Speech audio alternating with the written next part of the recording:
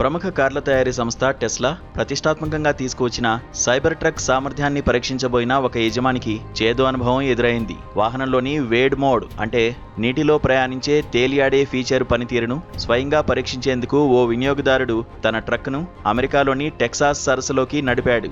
అయితే టెస్లా సంస్థ ఎంతో గర్వంగా ప్రకటించిన ఈ వేడ్ మోడ్ ఫీచర్ కాస్త ఘోరంగా విఫలమవడంతో నీటిలోకి దిగిన కొద్దిసేపటికే ఆ లగ్జరీ వాహనం సగం వరకు మునిగిపోయింది. కారు ప్రమాదకరంగా నీటిలో మునిగిపోతుండడాన్ని గమనించిన స్థానికులు వెంటనే అత్యవసర సేవల విభాగానికి సమాచారం అందించారు.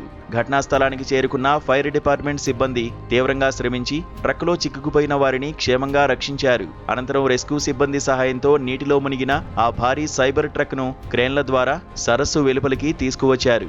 ప్రభుత్వ నిబంధనలకు విరుద్ధంగా నిషేధిత ప్రాంతంలో వాహనాన్ని సరస్సులోకి తీసుకువెళ్లినందుకు గాను సదరు యజమానిని స్థానిక పోలీసులు అరెస్ట్ చేశారు.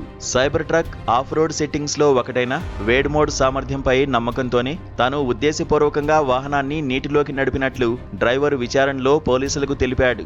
ఏదైనా వరదలు లేదా ప్రమాదాలు జరిగినప్పుడు సైబర్ ట్రక్ నీటిలో మునిగిపోకుండా ఉండేందుకే ప్రత్యేకంగా ఈ వేడ్ మోడ్ను అభివృద్ధి చేసినట్లు అప్పట్లో కంపెనీ ప్రకటించింది.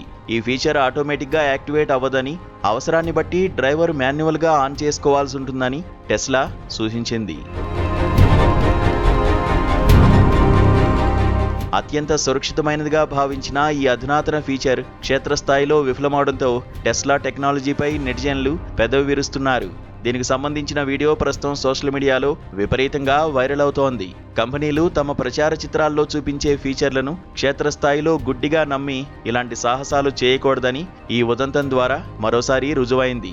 అయితే ఈ నిర్దిష్ట ఘటనపై వేడ్ మోడ్ వైఫల్యంపై టెస్లా సంస్థ లేదా ఎలాన్ మస్క్ అధికారికంగా ఇంకా ఎటువంటి ప్రకటన విడుదల చేయలేదు. ఇదిలా ఉంటే ఈ సైబర్ ట్రక్ ను సరస్సులోంచి బయటికి తీయడానికి ఫైర్ డిపార్ట్మెంట్ సిబ్బంది క్రేన్ల సహాయం అవసరం అవడంతో ఈ రెస్క్యూ ఆపరేషన్ కు సంబంధించిన ఖర్చులను కూడా యజమాని నుంచే వసూలు చేసే అవకాశం ఉంది. అయితే గతంలోనూ సైబర్ ట్రక్ సామర్థ్యాన్ని పరీక్షించేందుకు మస్క్ దాని అద్దాలను పగలగొట్టగా అవి పగిలిపోయాయి. దీంతో అప్పుడే దీని సామర్థ్యంపై పెద్ద ఎత్తున విమర్శలు వచ్చాయి. తాజాగా వేడ్ మోడ్ కూడా విఫలమవడంతో మరింత విమర్శలు ఎదుర్కోవాల్సి వస్తోంది.